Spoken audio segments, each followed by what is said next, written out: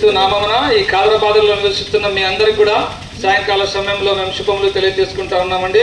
ఈ విధంగా మేమందరం కూడా సంతోషంగా పాటలు పాడుకుంటూ యేసు ప్రభువు వారి యొక్క మంచి శుభవర్తమానం మీ మధ్యకు మేము తీసుకొని వచ్చినాం. మీరు ఇంట్లో ఉన్నా, ఎక్కడున్నా, బయట ఉన్నా ఈ యొక్క దేవుని మాటలు విని దేవుడిచ్చే దేవుని ఆశీర్వాదం పొందాలని ప్రేమతో మిమ్మల్ని ఆహ్వానిస్తా ఉన్నామండి. ప్రేమైన సోదరి సోదరులారా, మానవులమే మనం అందరం కూడా పాపాత్మలమని దేవుని వాక్యం చెప్తా ఉంది. ఏ భేదం లేదు, అందరు కూడా పాపం చేసి దేవుడు పొందలేకపోతున్నామని పరిశుద్ధ గ్రంథమైన బైబిల్లో రాయబడి ఉంది.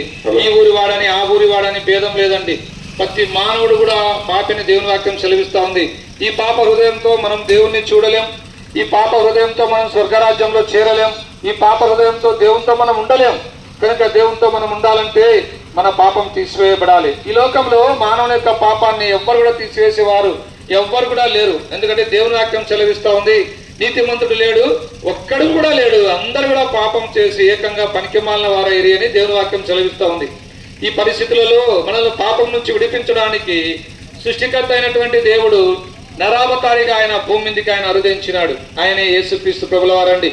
ఆయన ఈ లోకంలో 33.5 సంవత్సరములు పవిత్రంగా జీవించినాడు, పాపం లేకుండా జీవించినాడు.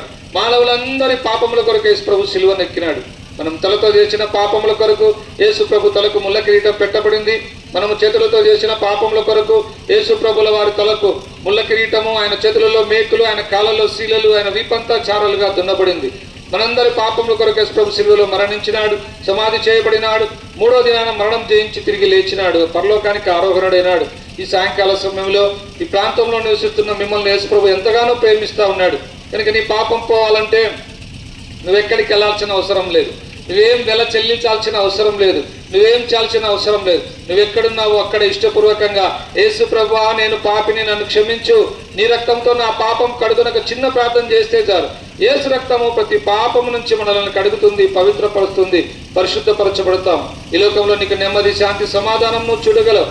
ఈ లోకం విడిస్తే పరలోక రాజ్యంలో ప్రభుత్వం కూడా నువ్వు ఉంటావు. కనుక ఈ మాటలు వింటున్న సోదరి సోదరుడా, మనం చూస్తున్నటువంటి ఈ భూమి ఇదంతా కూడా లయమైపోతా ఉంది. పంచభూతములు మిక్కుటమైన వేంద్రముతో లయం కాబోతా ఉన్నాయి. అంతా కూడా గతించిపోతా ఉంది. అయితే ఈ మాటలు వింటున్న సోదరి సోదరుడా, ఈ పాప భూయిష్టమైనటువంటి లోకము నుండి నువ్వు విడిపింపబడి పరలోక రాజ్యం చేరాలంటే యేసు ప్రభువే మార్గం. కనుక ఈ సాయంకాల సమయంలో ఇది మీరు గుర్తించాలని ప్రేమతో మిమ్మల్ని ఆహ్వానిస్తా ఉన్నాం. ప్రభునేసందు విశ్వాసం ఉంచము, అప్పుడు మీరును మీ ఇంటి వారిని గొప్ప ఆత్మరక్షణ, పాపక్షమాపణ, పరలోక రాజ్యం మీరు పొందగలరు. మీ అందరి కొరకు మేము ప్రార్థన చేస్తాం. యేసు ప్రభు వారి గురించి మీకు ఇంకా ఎక్కువగా తెలుసుకోవాలని ఆశ ఉంటే ప్రొద్దుటూరు గాంధీ రోడ్డు విజయనగరం వీధిలో పేర్కొనే ప్రార్థనా మందిరం ఉంది. అక్కడికి మీరు ఎప్పుడైనా రావచ్చు, దేవుని వాక్యం వినొచ్చు. మీ అందరి కొరకు మేము ఇప్పుడు ప్రార్థన చేస్తాం. ప్రేంగల మా ప్రియ పరలోకపు తండ్రి, మీ పాదములకు వందనాలు. కాదరబాదరలో ప్రజలను ప్రేమించి మీ యొక్క శుభార్తమానం వినిపింపజేసినందులకే వందనాలు. ఇన్నవారిలో మీ కార్యం క్షేమం, మీ చిత్తంలో ఏర్పాట్లు ఉన్న వారిని రక్షించుకున్నాము. ప్రాంతానికి శుభమని చెప్పి వెళ్తున్నాం. మీరే కార్యం జరిగించి మీరే మహిమ పొందవలసిందిగా యేసు ప్రభు నామమున ప్రార్థిస్తున్నాం మా తండ్రి. ఆమేన్.